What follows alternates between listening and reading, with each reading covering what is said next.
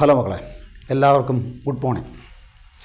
ഇന്നെൻ്റെ class micro എക്കണോമിക്സിൽ elasticity of supply micro economics ആണ്. കഴിഞ്ഞ ക്ലാസ്സിൽ നമ്മൾ പറഞ്ഞത് ലോ ഓഫ് സപ്ലൈ ആയിരുന്നു. ലോ ഓഫ് സപ്ലൈയിൽ change in price, change in supply, അതിൽ എത്ര പ്രൈസ് ചേഞ്ച് ഉണ്ടാകുന്നു, അതിന് ആനുപാതികമായിട്ട് എത്ര സപ്ലൈ ചേഞ്ച് ഉണ്ടാകുന്നു, അങ്ങനെ പ്രൈസിലും സപ്ലൈയിലും ഉണ്ടാകുന്ന ആ പ്രൊപ്പോർഷനേറ്റ് ചേഞ്ച്, അതാണ് നമ്മൾ പറയാൻ പോകുന്ന elasticity of supply. Elasticity of demand നമ്മൾ പറഞ്ഞു, അത് തന്നെയാണ് ഇലാസ്റ്റിസിറ്റി ഓഫ് സപ്ലൈ. അവിടെ ഡിമാൻഡ് മാറി സപ്ലൈ വരുന്നെന്നുള്ളതേ ഉള്ളൂ. അപ്പോൾ ഇത് പ്ലസ് ടുക്കാർക്കും ഡിഗ്രിക്കാർക്കും എല്ലാം തന്നെ ഉപയോഗപ്പെടുന്ന ഒരു പ്രധാനപ്പെട്ട നോട്ടാണ്. അപ്പോൾ what is elasticity of supply? Elasticity എന്ന് പറഞ്ഞാൽ ഒറ്റ വാക്കി പറഞ്ഞാൽ നമ്മൾ പറഞ്ഞിട്ടുണ്ട് റെസ്പോൺസീവ്നെസ് ഓർ സെൻസിറ്റീവ്നെസ്. അപ്പോൾ പ്രൈസിലുണ്ടാകുന്ന ചേഞ്ചിന് ആനുപാതികമായിട്ട് സപ്ലൈ ഓഫ് എ കമോഡിറ്റിയിൽ എങ്ങനെ ഒരു പ്രതികരണം ഉണ്ടാകുന്നു, ആ പ്രതികരണത്തെയാണ്. അപ്പോൾ പ്രൈസിന് ആനുപാതികമായിട്ട് സപ്ലൈയിലുണ്ടാകുന്ന പ്രതികരണത്തെ നമ്മൾ വിളിക്കുന്ന പേരാണ് elasticity of supply. That is the responsiveness of the supply of a commodity to change in its price. ഏതെങ്കിലും ഒരു കമോഡിറ്റിയുടെ പ്രൈസിൽ എത്രമാത്രം, എത്ര ശതമാനം അല്ലെ എത്ര പ്രൊപ്പോർഷൻ ചേഞ്ച് ഉണ്ടാകുന്നു, അതിന് ആനുപാതികമായിട്ട് അതിൻ്റെ ക്വാണ്ടിറ്റി സപ്ലൈ എങ്ങനെ ചേഞ്ച് ചെയ്യുന്നു, ആ പ്രൊപ്പോർഷനേറ്റ് അല്ലെ percentage change in supply of a commodity as a result of change in its price is called elasticity of supply. So what is elasticity of supply? Elasticity means the responsiveness of supply of a commodity to change in its price. അപ്പോൾ ആ proportionate change, പ്രൈസിൻ്റെ proportionate change, അതല്ലെങ്കിൽ പ്രൈസിൻ്റെ percentage change, അപ്പോൾ അതിനാനുപാതികമായിട്ട് സപ്ലൈയിലുണ്ടാകുന്ന പ്രതികരണത്തെ നമ്മൾ വിളിക്കുന്ന പേരാണ് responsiveness. അപ്പോൾ ഡിമാൻഡിൻ്റെ ആ ഒരു ഇലാസ്റ്റിസിറ്റി പഠിച്ചവർക്കെല്ലാം തന്നെ വളരെ എളുപ്പത്തിൽ തന്നെ ഇത് പറയാം. പിന്നെ ഡിമാൻഡ് നമ്മൾ പറയുമ്പോൾ ഓപ്പോസിറ്റ് റിലേഷനാണ് ഡിമാൻഡും പ്രൈസും. ഇവിടെയാണെങ്കിൽ ഡയറക്റ്റ് റിലേഷനാണ് സപ്ലൈയും പ്രൈസും. ആ ഒരു വ്യത്യാസം ഓർത്താൽ മതി.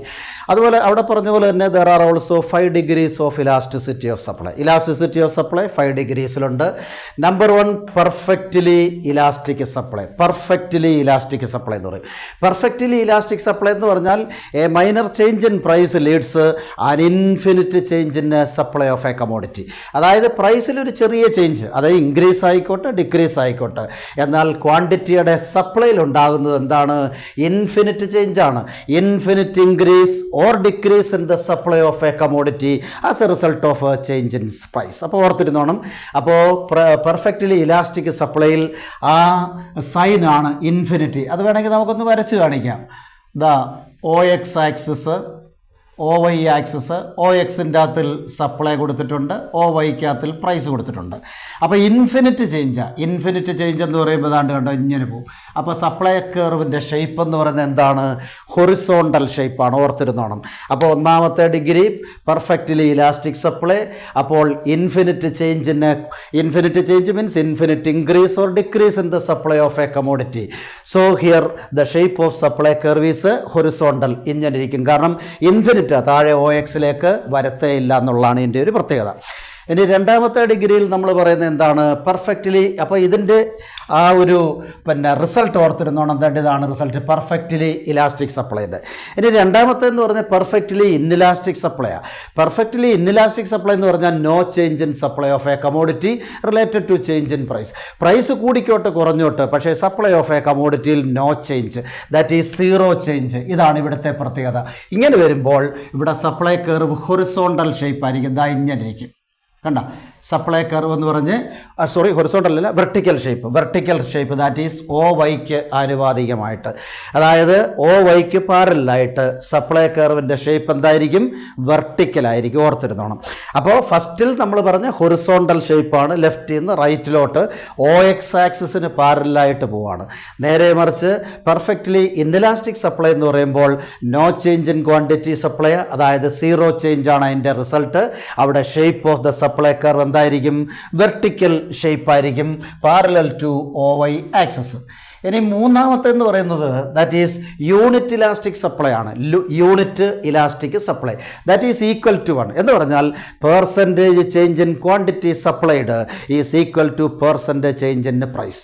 അതായത് പ്രൈസിലെ ചേഞ്ചും അതുപോലെ ക്വാണ്ടിറ്റി സപ്ലൈയുടെ ചേഞ്ചും സെയിം ആയിരിക്കും. That is equal to 1. അതാണ് അതിൻ്റെ answer. Unit elastic supply equal to 1 ആണ്. ചേഞ്ച് ഇൻ പ്രൈസും അതുപോലെ തന്നെ ചേഞ്ച് ഇൻ ക്വാണ്ടിറ്റി സപ്ലൈഡും ഈക്വൽ ആയിരിക്കും, ഈക്വൽ ടു 1.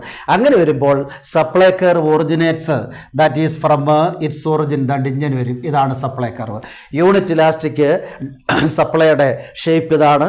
അപ്പോൾ എസ് കർവ് എന്ന് പറയുന്നത്, അതായത് സപ്ലൈ കർവ് എന്ന് പറയുന്നത് 0യിൽ നിന്ന് സ്റ്റാർട്ട് ചെയ്യും, ഓർത്തിരുന്നോണം. അപ്പോൾ ഓരോന്നിൻ്റെ ഷേപ്പ് ആദ്യം ഹൊറിസോണ്ടൽ, പിന്നെ നമ്മൾ പറഞ്ഞു വെർട്ടിക്കൽ, മൂന്നാമത്തെ ഈക്വൽ ടു 1 എന്ന് പറയുമ്പോൾ 0യിൽ നിന്നാണ്, അതായത് ഒരു 45 ഡിഗ്രി ലൈൻ പോലെ ഇരിക്കും. ഇതാണ് യൂണിറ്റ് ഇലാസ്റ്റിക് സപ്ലൈ. അപ്പോൾ സപ്ലൈയിലും പ്രൈസിലും ഈക്വൽ ചേഞ്ച് ആണ്. ഇനി നാലാമത്തെ എന്ന് പറഞ്ഞാൽ മോർ ഇലാസ്റ്റിക് സപ്ലൈ ആണ്. ഗ്രേറ്റർ ദാൻ 1 ആണ്. മോർ ഇലാസ്റ്റിക് സപ്ലൈ എന്ന് പറഞ്ഞാൽ supply of a commodity greater or change in the supply of a commodity is greater than change in price. അപ്പോൾ പ്രൈസിലുണ്ടാകുന്ന ചേഞ്ചിനേക്കാൾ കുറേ കൂടെ വലിയ ഒരു ഗ്രേറ്റർ പ്രൊപ്പോർഷനേറ്റ് ചേഞ്ച് ആണ് ക്വാണ്ടിറ്റി സപ്ലൈഡിൽ ഉണ്ടാകുന്നത്. That is greater than 1. പ്രൈസിനേക്കാൾ കൂടുതൽ കമോഡിറ്റി, അതാണ് അതിൻ്റെ അർത്ഥം. അപ്പോൾ MES അതായത് മോർ ഇലാസ്റ്റിക് സപ്ലൈ, അതായത് supply of a commodity greater than 1 ആയിരിക്കും. അപ്പോൾ അങ്ങനെ വരുമ്പോൾ അതിൻ്റെ സപ്ലൈ കർവ് ഓർത്തിരുന്നോണം. അത് Y എന്നാണ് എൻ്റെ സ്റ്റാർട്ടിംഗ്. ദണ്ടിരിക്കും SS കർവ് കണ്ടോ. അതായത് മോർ ദാൻ 1 ആണ്. പ്രൈസ് ചേഞ്ചിനേക്കാൾ കൂടുതലാണ് സപ്ലൈ. അതുകൊണ്ട് സപ്ലൈയുടെ ഷേപ്പ് കണ്ടോ, that is SS. Upward shifting തന്നെയാണ്, പക്ഷേ starts from the origin of Y. അതായത് അത് സ്റ്റാർട്ട് ചെയ്യുന്നത് Yയിൽ നിന്നാണ് സ്റ്റാർട്ട് ചെയ്യുന്നതെന്ന് ഓർത്തണം. അതാണ് മോർ ഇലാസ്റ്റിക് സപ്ലൈ. ഇനി അഞ്ചാമത്തെ എന്ന് പറഞ്ഞാൽ ലെസ് ഇലാസ്റ്റിക് സപ്ലൈ എന്ന് പറഞ്ഞാൽ ചേഞ്ച് ഇൻ പ്രൈസിനേക്കാൾ വളരെ ചെറിയൊരു ചേഞ്ച് മാത്രമേ ക്വാണ്ടിറ്റി സപ്ലൈയിൽ ഉണ്ടാകുന്നുള്ളൂ. അപ്പോൾ quantity supply, change in quantity supply is less than that of change in price. അപ്പോൾ പ്രൈസിലുണ്ടാകുന്ന ചേഞ്ചിനേക്കാൾ വളരെ ചെറിയൊരു ചേഞ്ച് മാത്രമേ ക്വാണ്ടിറ്റി സപ്ലൈയിൽ ഉണ്ടാകുന്നുള്ളൂ. That means less than 1. അതാണ് അതിൻ്റെ ആൻസർ എന്ന് പറയുന്നത്. അപ്പോൾ less elastic supply that is less than 1 ആണ്. അപ്പോൾ അങ്ങനെ വരുമ്പോൾ അവിടുത്തെ ഷേപ്പ്, അതായത് സപ്ലൈ കർവിൻ്റെ ഷേപ്പ് ഇവിടെ നിന്നായിരിക്കും, അതായത് Xൽ നിന്നായിരിക്കും സ്റ്റാർട്ട് ചെയ്യുന്നത്. ഇങ്ങനെ ആയിരിക്കും സപ്ലൈ കർവ്. അപ്പോൾ സ്റ്റാർട്ട്സ് ഫ്രം X ആക്സിസ് ആണ്. X axis. അപ്പോൾ ഈ 5 കാര്യങ്ങൾ ഓർത്തിരുന്നോണം. 5 ഡിഗ്രീസ് ഓർത്തിരുന്നോണം. അപ്പോൾ ഈ പടവും ഞാൻ ഈ വരച്ച പടവും ഒന്ന് ഓർത്തോണം. അതിൻ്റെ ഷേപ്പുകൾ, ഈ 5 കർവിൻ്റെയും ഷേപ്പുകളൊന്ന് ഓർത്തിരുന്നോണം. ഇനി measurement of elasticity of supply elasticity of supply can be measured in 2 ways. 2 തരത്തിൽ മെഷർ ചെയ്യാം. ഒന്ന് നമ്മൾ ഡിമാൻഡിൽ പറഞ്ഞ പോലെ തന്നെ പെർസെൻറ്റേജ് മെത്തേഡാണ്. പെർസെൻറ്റേജ് മെത്തേഡ് അല്ലെങ്കിൽ പ്രൊപ്പോർഷനേറ്റ് മെത്തേഡ് എന്ന് പറയും. എന്ന് പറഞ്ഞാൽ ΔQ by ΔP into P/Q ആണ്.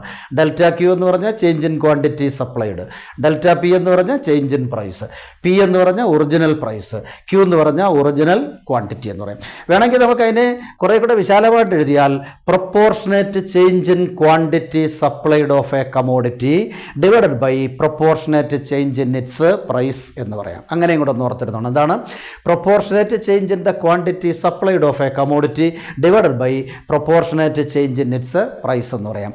അങ്ങനെ പെർസെൻറ്റേജ് മെത്തേഡ് അനുസരിച്ച് ഇതിനെ നമുക്ക് മെഷർ ചെയ്യാം. ഇനി രണ്ടാമത് വേണമെങ്കിൽ മറ്റൊരു മെത്തേഡുണ്ട്, geometrical method. That is straight line supply കർവിലൂടെ നമുക്കിതിനെ കാണിക്കാം. സ്ട്രെയിറ്റ് ലൈൻ സപ്ലൈ കർവിലൂടെ കാണിക്കാം.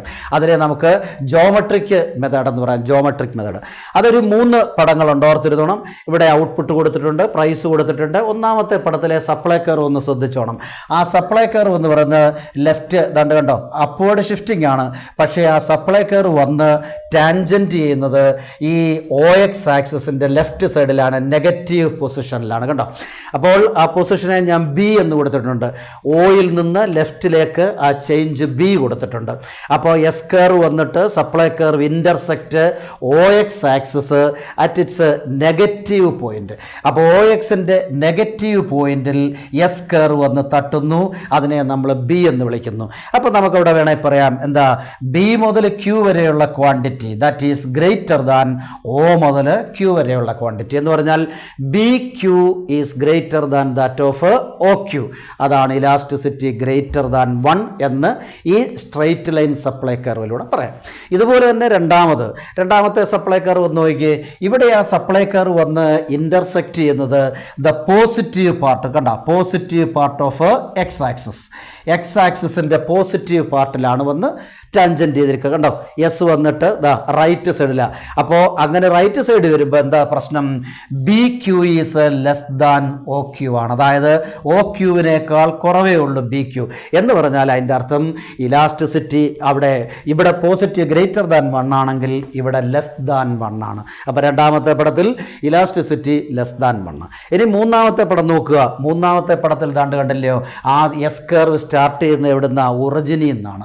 എന്ന് പറഞ്ഞതിൻ്റെ അർത്ഥം B Q and O Q are equal എന്ന, അതായത് പ്രൈസ് ചേഞ്ചും ക്വാണ്ടിറ്റിയും എല്ലാം ഈക്വൽ ആണ്. അപ്പോൾ അവിടെ ഒറിജിനിൽ നിന്നാണ് തുടങ്ങുന്നത്. ആ 3 ഷേപ്പ് ഓർത്തോണം. ഫസ്റ്റിൽ ജോമെട്രിക്കൽ സ്ട്രൈറ്റ് ലൈൻ വരുമ്പോൾ ഒ എക്സിൻ്റെ ലെഫ്റ്റ് സൈഡ് നെഗറ്റീവ് പാർട്ടിൽ മുട്ടുമ്പോൾ പോസിറ്റീവ് ഇലാസ്റ്റിസിറ്റിയാണ്, അല്ലെങ്കിൽ ഇലാസ്റ്റിസിറ്റി മോർ ഇലാസ്റ്റിക് ഡിമാൻഡാണ്. നേരെ മറിച്ച് രണ്ടാമത്തെ പടത്തിൽ വരുമ്പോൾ എക്സ് ആക്സിസിൻ്റെ പോസിറ്റീവ് സൈഡിലാണ് മുട്ടുന്നത്. അപ്പോൾ അങ്ങനെ വരുമ്പോൾ അവിടെ സപ്ലൈ എന്ന് പറയുന്നത് ലെസ് ഇലാസ്റ്റിക് ആണ്. ഇനി മൂന്നാമത്തെ പടത്തിൽ വരുമ്പോൾ സപ്ലൈയും പ്രൈസും എല്ലാം ഈക്വലാണ്. അപ്പോൾ അതുകൊണ്ട് തന്നെ B Q and O Q അവിടെ നമുക്ക് ഈക്വലിബ്രിയം, ഒരു ഈക്വൽ പ്രൊപ്പോർഷനേറ്റ് ചേഞ്ച് എന്ന് പറയാം. അപ്പോൾ ഇത്രയും കാര്യങ്ങൾ ഇങ്ങനെ സ്ട്രെയിറ്റ് ലൈൻ സപ്ലൈ കർവിലൂടെ ജോമെട്രിക് മെത്തേഡിലൂടെ പറയാം. പിന്നെ നമുക്ക് പറയാവുന്ന ലാസ്റ്റ് ഒരു പോയിന്റ് കൂടെ ഉണ്ട് ഇതിനകത്തിൽ. What are the factors that determining elasticity of supply? Elasticity of സപ്ലൈയെ ഡിറ്റർമിൻ ചെയ്യുന്ന ഫാക്ടേഴ്സ് എന്തൊക്കെയാണ്? Number 1, change in marginal cost of production. നമുക്കറിയാം, if marginal cost is greater than price he stops his production. അതായത് പ്രൈസിനേക്കാൾ marginal cost കൂടിയാൽ production കുറയും, production നിർത്തും. അപ്പോൾ എപ്പോഴും ഒരു പ്രൊഡ്യൂസർ ശ്രദ്ധിക്കുന്ന എന്താണ്? Price is greater than marginal cost, അതായിരിക്കണം. അപ്പോൾ മാർജിനൽ കോസ്റ്റ് ഓഫ് പ്രൊഡക്ഷൻ. ഇനി രണ്ടാമത് പറയാവുന്ന പ്രൊഡ്യൂസേഴ്സ് റെസ്പോൺസ്. പ്രൊഡ്യൂസറിന് എപ്പോഴും റെസ്പോൺസ് ഹൈ പ്രൈസിലാണ്. എന്ന് പറഞ്ഞാൽ ഒരു പ്രോഫിറ്റബിൾ ഒരു സിറ്റുവേഷൻ ക്രിയേറ്റ് ചെയ്യാനേ ഒരു പ്രൊഡ്യൂസർ ശ്രമിക്കത്തുള്ളൂ. മിക്കവാറും സെയിൽസ് മാക്സിമൈസേഷനേക്കാൾ കൂടുതൽ പ്രോഫിറ്റ് മാക്സിമൈസേഷനാണ് ഒരു സെല്ലർ ശ്രമിക്കുന്നത്. അപ്പോൾ അവൻ്റെ ആ ഒരു റെസ്പോൺസ് എപ്പോഴും ഹൈ പ്രൈസിൽ കൂടുതൽ ക്വാണ്ടിറ്റി സപ്ലൈ ചെയ്യാനാണ്. അതുപോലെ നേച്ചർ ഓഫ് കമോഡിറ്റി, പലതരത്തിലുള്ള കമോഡിറ്റി ഉണ്ട്. നേച്ചർ ഓഫ് കമോഡിറ്റി അത് സപ്ലൈ ബാധിക്കും. ഇപ്പോൾ ഫോർ എക്സാമ്പിൾ ഡ്യൂറബിൾ കമോഡിറ്റി ഉണ്ട്. ഫ്രിഡ്ജ്, TV, ഫർണിച്ചർ, ഇതൊക്കെ ഡ്യൂറബിളാണ്. അതൊക്കെ എന്ന് പറഞ്ഞു കഴിഞ്ഞാൽ അതിന് പ്രൈസ് കുറയുവാണെങ്കിൽ അവർ വിൽക്കത്തില്ല, കാരണം സ്റ്റോർ ചെയ്ത് വെച്ചേക്കാൻ പറ്റും. നേരെ മറിച്ച് പെരിഷബിൾ ഗുഡ്സ് ഉണ്ട്. ഇപ്പം മിൽക്ക്, ഫ്രൂട്ട്സ്, ഫിഷ്, മീറ്റ് എന്നൊക്കെ പറയുന്നത് പെരിഷബിളാണ്, കൂടുതൽ നാളത്തേക്ക് സ്റ്റോർ ചെയ്യാൻ പറ്റത്തില്ല. അപ്പോൾ അതിൻ്റെ ക്വാണ്ടിറ്റി സപ്ലൈ അവർ കൂട്ടത്തുമില്ല, കുറയ്ക്കത്തുമില്ല. അപ്പം നേച്ചർ ഓഫ് ദ കമോഡിറ്റി. അടുത്ത ടൈം എലിമെൻറ്റ്, അതും വലിയൊരു പ്രധാനപ്പെട്ട കാര്യമാണ്. ടൈം എലിമെൻറ്റ് നമുക്കറിയാം 2 എണ്ണം ഉണ്ട്. ലോങ് റൺ ഉണ്ട്, ഷോർട്ട് റൺ ഉണ്ട്. ലോങ് റൺ ആണെങ്കിൽ enough time to produce more. നേരെ മറിച്ച് ഷോർട്ട് റൺ ആണെങ്കിൽ supply of a commodity raise ചെയ്യാനോ റെഡ്യൂസ് ചെയ്യാനോ പറ്റത്തില്ല. അതുപോലെ തന്നെ പ്രൊഡക്ഷൻ ടെക്നിക്ക്, ഇപ്പോൾ വളരെ സിമ്പിൾ പ്രൊഡക്ഷൻ ടെക്നോളജി ആണെങ്കിൽ production can be raised, more profit. നേരെ മറിച്ച് കോംപ്ലിക്കേറ്റഡ് പ്രൊഡക്ഷൻ ടെക്നോളജി ആണെങ്കിൽ പ്രൊഡക്ഷൻ റേസ് ചെയ്യാനും പറ്റത്തില്ല, പ്രോഫിറ്റ് കുറയുകയും ചെയ്യും. അതുപോലെ അടുത്തായിട്ട് പറയുന്നത് എക്സ്പെക്റ്റേഷൻ, അതായത് change in future price, expected change in future price. ഇപ്പോൾ ഫ്യൂച്ചർ പ്രൈസ് എക്സ്പെക്റ്റ് ചെയ്യുന്ന ഒരാളാണെങ്കിൽ, അതായത് ഇപ്പോൾ ഒരു പ്രൊഡ്യൂസറിന് ഫ്യൂച്ചർ പ്രൈസ് റൈസ് ചെയ്യുന്നു എന്നൊരു ചിന്തയുണ്ടെന്നുണ്ടെങ്കിൽ he may never raises his output or sales in the market. അതായത് ഫ്യൂച്ചർ പ്രൈസ് കൂടുതൽ വന്നുകൊണ്ടിരിക്കുന്നു, അല്ലെങ്കിൽ കണ്ടിന്യൂസ് ആയിട്ട് ഇൻക്രീസ് ഇൻ ഫ്യൂച്ചർ പ്രൈസ് വന്നാൽ തീർച്ചയായിട്ടും അവൻ കൂടുതൽ വിൽക്കത്തില്ല തൽക്കാലം. കാരണം എന്താണെന്ന് വെച്ചാൽ ഫ്യൂച്ചർ പ്രൈസ് വരുമ്പോൾ അവന് കൂടുതൽ പ്രോഫിറ്റ് കിട്ടത്തില്ലയോ, അതുകൊണ്ട് അവൻ്റെ പ്രോഫിറ്റ് കൂടുതൽ കിട്ടാൻ വേണ്ടി ഫ്യൂച്ചർ പ്രൈസിലേക്ക് അവൻ മാറ്റിവെക്കും. അപ്പോൾ ഇതൊക്കെ ഈ ഇലാസ്റ്റിസിറ്റി ഓഫ് സപ്ലൈയെ ഡിറ്റർമിൻ ചെയ്യുന്ന കാര്യങ്ങളാണ്. അപ്പോൾ ഓർത്തിരുന്നോണം. അപ്പോൾ പിന്നെ അതിൻ്റെ ഇത് മാത്രമായിട്ട് ജോമെട്രിക് മെത്തേഡ് മാത്രമായിട്ട് വേണമെങ്കിലും ചോദിക്കാം +2-നും, അതുപോലെ തന്നെ പിന്നെ ഡിഗ്രിക്കും ഒക്കെ തന്നെ ചോദിക്കാം. അത് വളരെ സിമ്പിളായിട്ടുള്ളൊരു കാര്യമാണ്. മനസ്സിലായെന്ന് കരുതുന്നു. ഓക്കെ.